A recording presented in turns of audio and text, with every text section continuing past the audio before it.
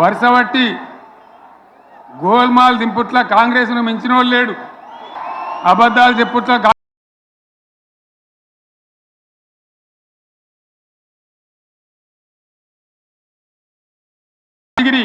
సప్పట్లు కొట్టి డ్యాన్సులు చేసిన స్టేజీల మీద ఇక దుకాణం పెడతామన్నారు, లొల్లు పెట్టిండ్రు, బొబ్బ పెట్టిండ్రు.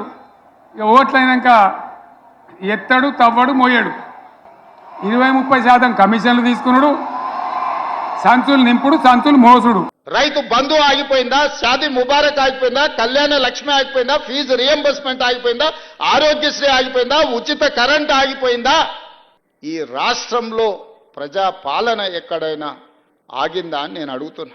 ఇవే కాదు, సన్న బియ్యం ఇచ్చినాం, పేదవాళ్ళ ఇళ్లకు 200 యూనిట్లు ఉచిత కరెంట్ ఇచ్చినాం, 500 రూపాయలకు సిలిండర్ ఇచ్చినాం, 60,000 ప్రభుత్వ ఉద్యోగాలు ఇచ్చినాం, 2.5 లక్షల కోట్ల రూపాయల పెట్టుబడులు తీసుకొచ్చినాం, ప్రైవేట్లో 1,00,000 ఉద్యోగాలు ఇప్పించినాం. ఈరోజు హైదరాబాదు నగరాన్ని విస్తరించడానికి అవసరమైన అభివృద్ధి కార్యక్రమాలను చేపడుతున్నాం. ఒక ఉచిత బస్ అని పెడితే అది జుట్లు పట్టుకొని కొట్టుకుందానికి మనకత్తాను తప్ప ఏమనికి ఉపయోగపడ్డది లేదు. ఆ మహిళలే అంటారు మాకు ఎందుక ఉచిత బస్ దరిద్రం, మాకు అవసరమే లేదు అంటాను. అటువంటి ఒక పథకం పెట్టి ఇక ఇప్పుడు మళ్ళీ పెద్ద నోరు పెట్టుకొని వాళ్ళే మాట్లాడతారు. ఆడబిడ్డలకు ఆర్టీసీ బస్సులో ఉచితంగా ప్రయాణం రాష్ట్రంలో నలుమూలల అమ్మగారింటికి వెళ్ళినా అమ్మవారిని దర్శించుకోవాలన్నా అనా పైసా ఖర్చు లేకుండా ఇయ్యాల మా ఆడబిడ్డలు ధైర్యంగా ఆర్టీసీ బస్సు ఎక్కగలుగుతుండ్రు అని అంటే 5,000 కోట్ల రూపాయలు రాష్ట్ర ప్రభుత్వం, మంత్రివర్యులు ఇక్కడనే ఉన్నారు, పొన్నం ప్రభాకర్ గారు, బట్టి విక్రమార్క గారు, ఆయన డబ్బులు ఇచ్చిండు, ఈయన డబ్బులు తీసుకున్నాడు. 5,000 కోట్ల రూపాయలు 15 నెలల కార్పొరేషన్ మేము చెల్లించినాం. అంటే మాట్లాడతారు, అబద్ధాలు చెప్తారు. మాట్లాడితే బీఆర్ఎస్ వాళ్ళ మీద నింద, మాట్లాడితే కేసీఆర్ మీద నింద. మీకేసినట్టు మాకేసిన ఓట్లు, మాకు ఏడాదైనా టైం ఇయ్యరా, ఏడాది అర్థమైన టైం ఇయ్యరా, మీ కన్నేరా అని అంటారు. కాబట్టి నేను నోరు తెరవలే, బయటికి రాలే. కృష్ణా జలాల మీద గడబడి జరిగితే ఒక్కసారి అక్కడ నాయకులు తీరకపోతే నల్లగొండలో పోయి ఒక గర్జన చేసి వచ్చినా కానీ నేను ఎక్కడ బయటికి రాలే. అధికారం ఉంటేనే, ఆదాయం వస్తేనే మీరు పనిచేస్తారా? అడ్డగోలుగా కొల్లగొడితేనే మీ అధికారం ఉన్నట్లనా? మీకు ప్రజలు కష్టాలలో ఒకవేళ ఉంటే ప్రజల దగ్గరికి ఎందుకు వెళ్తలేరు? మా దగ్గరికి రాలే, అసెంబ్లీకి రాలేదు, మమ్మల్ని ప్రశ్నించడానికి, మా కళ్ళల్లో చూడడానికి నీకు ఏదైనా భయం ఉంటే మరి నిన్ను ప్రతిపక్ష హోదా ఇచ్చిన ప్రజల దగ్గరికి మీరు ఎందుకు వెళ్తలేరని నేను వారిని అడుగుతున్నా. ఫామ్ హౌస్లో పడుకొని మీరు ఏం సందేశాన్ని ఇవ్వదలుచుకున్నారు రాబోయే తరాలకని నేను అడుగుతున్నా. అధికారం ఉంటేనే చెలాయిస్తాం, లేకపోతే ఫామ్ హౌస్లోనే మేము ఉండిపోతాం. ఆయన అంటే నేను రాను అసెంబ్లీలకు. కేసీఆర్ నువ్వు రా అసెంబ్లీకి, ఏ నీ కాయగూరు కూడా ముచ్చట్లింటానికా? పిల్లలు అడిగితేనే మీరు జవాబు చెప్తలేరు. మా పిల్లల్ని పంపించినా అంటాడు.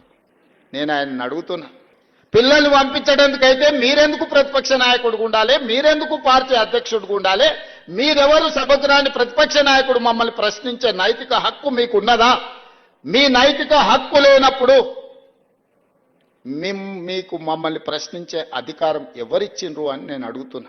ఇవాళ ఈ ప్రభుత్వం, ఈ కాంగ్రెస్ నయవంచక ప్రభుత్వం సంక్షేమంలో ఫెయిల్, మంచినీళ్ళలో ఫెయిల్, పొలాలకు నీళ్ళు ఇవ్వడంలో, సాగునీళ్ళలో ఫెయిల్, కరెంటు సరఫరాలో ఫెయిల్, రైతు బంధులో ఫెయిల్, విత్తనాలు ఎరువులు సరఫరాలో ఫెయిలేనా? ధాన్యం కొనుగోళ్లలో ఫెయిల్, పల్లెలు పట్టణాల అభివృద్ధిలో ఫెయిల్, భూముల ధరలు పెంచడంలో ఫెయిల్. మరి దేంట్లో పాస్ అయిండ్రు? కాళేశ్వరం మీద చర్చ చేద్దామా? ఉచిత బస్సు ఆడబిడ్డలకు ఇచ్చిన దాని మీద చర్చ చేద్దామా? రైతు రుణమాఫీ మీద చర్చ చేద్దామా? రైతు బంధు మీద చర్చ చేద్దామా? తెలంగాణ ఉద్యమంలో చురుకైన పాత్ర పోషించిన విద్యార్థులు, ఉద్యమకారులు, నిరుద్యోగ యువకుల గురించి మేము ఇచ్చిన 60,000 ఉద్యోగాల మీద శాసనసభలో చర్చ చేద్దామా? లేదా 30 సంవత్సరాల నుంచి ఎంతో మంది ప్రాణాలు వదులుకొని సాధించుకోవాలనుకున్న ఎస్సీ వర్గీకరణ మీద చర్చ చేద్దామా? దేని మీద చర్చ చేద్దాం? చంద్రశేఖరరావు గారు మీరు చెప్పండి అని నేను అడుగుతున్నా. మొలక కాల్పుడు చేద్దాం కదా, తుకాలు పోయేమా, పెద్ద మొగోడను కొన్ని పిలిచిరట, మొగోడని మోల్కాల్చడానికి పిలిస్తే ఎలుక పిల్లని చూసి ఎల్లంకల పడ్డాడు.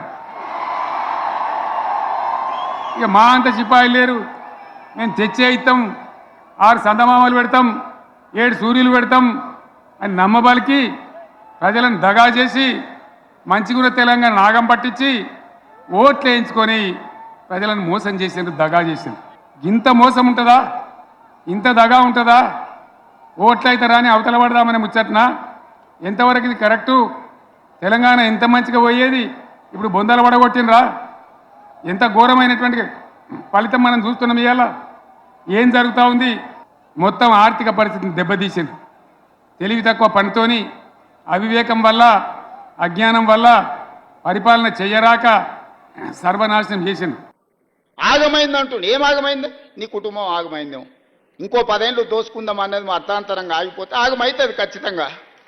ప్రణాళికలు వేసుకొని ఉండొచ్చు కదా. మంది పిల్లలకు ఉద్యోగాలు ఇవ్వలేదు, కానీ మీ ఇంట్లో మీ పిల్లల్ని ప్రజలు ఓడగొడితే మళ్ళీ దొడ్డిదారిన తెచ్చి చట్టసభలలో పెట్టలేదా? ప్రజలు చూస్తలేరా? అందుకే కదా మీ ఉద్యోగాల నుంచి తొలగించింది ప్రజలు మిమ్మల్ని. నా మనసు బాధ అవుతుంది, నా మనసు కాలుతుంది, ఇబ్బంది అవుతుంది. నా కళ్ళ ముందటనే తెలంగాణ ఇట్లా కావడం నాకు దుఃఖం కలిగిస్తూ ఉంది. నేను ఆవేదనతో చెప్తున్నా ఈ మాట. 100 ఎలుకలు తిన్న పిల్లి తీర్థయాత్రలకు పోయిందంటే నేను మొత్తం మారిపోయినా అని. వరంగల్ సభ గట్లుంది. చేసిన పాపాలన్నీ చేసి వరంగల్ పోయి నేను కడిగేసుకున్నా అని ఆయన అనుకుంటుండు. కడగలేదు, 101 పాపం కూడా అక్కడ చేసి వచ్చిన స్వామి నువ్వు. ఎందుకంటే కాంగ్రెసే తెలంగాణకు విలన్ అనడం ద్వారా ఆనాడైనా ఏనాడైనా ఈవెన్ ఈనాడైనా తెలంగాణకు విలన్ నంబర్ 1 కాంగ్రెస్ పార్టీ అని మనవి చేస్తా ఉన్నా. కాంగ్రెస్ విలన్ అంటాడు. నాకు నిజంగా ఆశ్చర్యం కలిగింది. మనకు విచక్షణ ఉంది కదా, ఆలోచన ఉంది కదా.